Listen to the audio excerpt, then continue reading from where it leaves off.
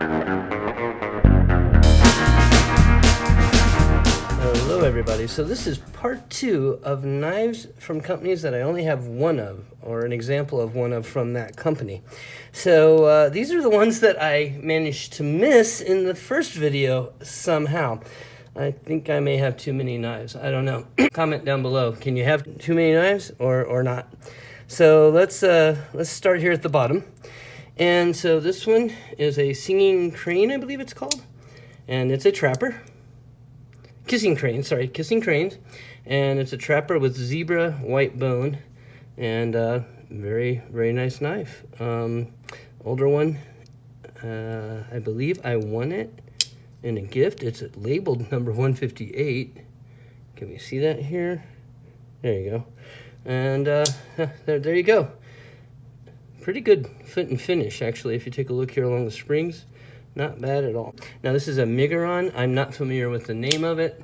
It's a front flipper, liner lock with a green micarta, and a really nice knife. Except, oh, and this is in that strange D50 something or other, like, you know, slightly better than D2 or something. And that's why I keep it in the collection. But I don't know if you can see that there. You can see the edge of that blade. Comes really right up where you can touch it, and so if you ran your finger along here and were pressing in, you would end up cut. So it has a fatal flaw. Nice milled titanium pocket clip, excellent action in a front flipper, but not one I'm real comfortable having down in my pocket, if you will, you know, running my hand down it. So it doesn't get carried as much as it could, but I keep it for the steel type in my collection. Let's jump up here to the top row. This is a Fox Knives Baby Core. This one is one from Grateful Panda. I got it off of him quite a while back. Came with the Lynch clip, and great knife. A little lazy on the action. Let's see, M390, I believe, yeah, and steel maybe a little bit soft. Also has a pretty interesting double clutch there. So, but heavy burlap micarta, goldish brass, I believe. Actually, I think it's brass, not aluminum. Backspacer, and very nice knife, but yeah, some little issues. Still, regardless, a fun little extra pocket knife. I do carry it once in a while. We'll go across the top. This is the only K-bar I own, and it's a K-bar camp knife, or otherwise known as a hobo knife. So if you're familiar with these, it is a lock back in the middle, but you can pop these suckers apart, and you end up with 3 separate utensils. You have your spoon, you have your knife, and you have your fork. So and bottle opener there. Very useful combination tool, and pretty cool how it comes apart and splits into 3 different pieces. So we will work our way across. Let's go from left to right. The only Finch knife I have is the Finch Drifter, and it's a nice knife. I like Finch quality, very well made.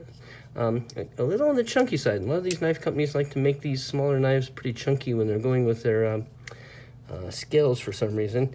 Love the glow-in-the-dark shield, and it is a slicer. It's a very sharp knife. Also has a really cool little belly here on the blade. As you can see, it definitely comes down there. Anyway, so got a little gold accent on the pivot collar, and there you go. Next in line here is the only Arona knife I have, and this is the Arona Nettle F. I think I called it the Thistle for a long time. Arona being a Russian company, you know, there's some issues there nowadays. But when I got this, there wasn't. It's black linen micarta, and it's really a nice knife. Very good quality, very well made. I like the screwdriver pivot and screws. It's really a pretty good knife.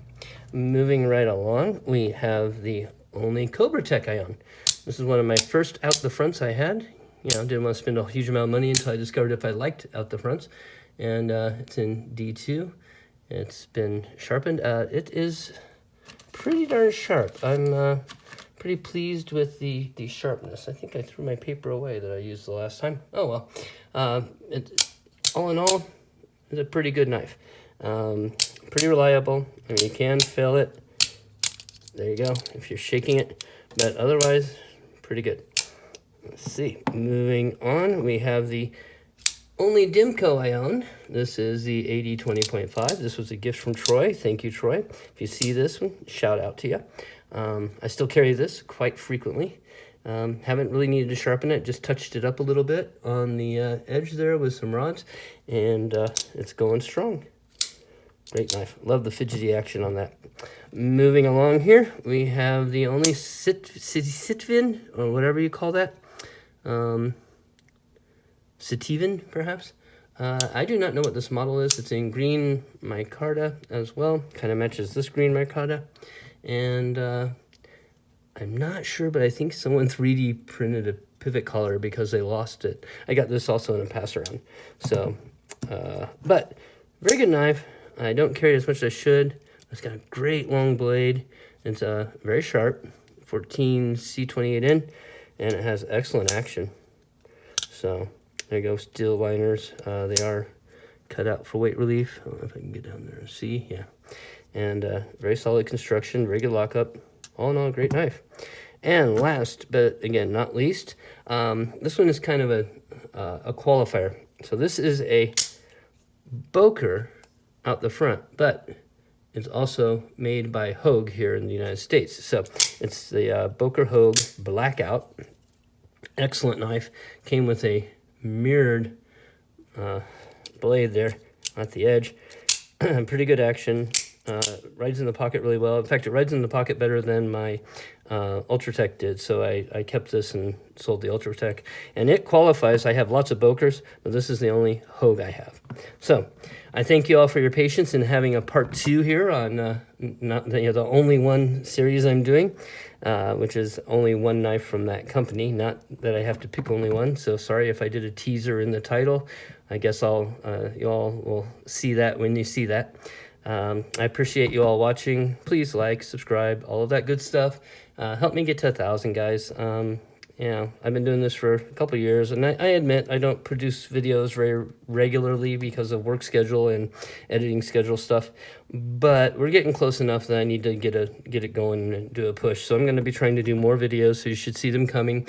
Thank you, all you new subscribers. Thank you, all you old subscribers that have hung around. I really appreciate it. For those of you that are watching this, double check and make sure you're subscribed, because YouTube likes to unsubscribe people, and I've had people that are subscribed drop out. So I would appreciate you double checking.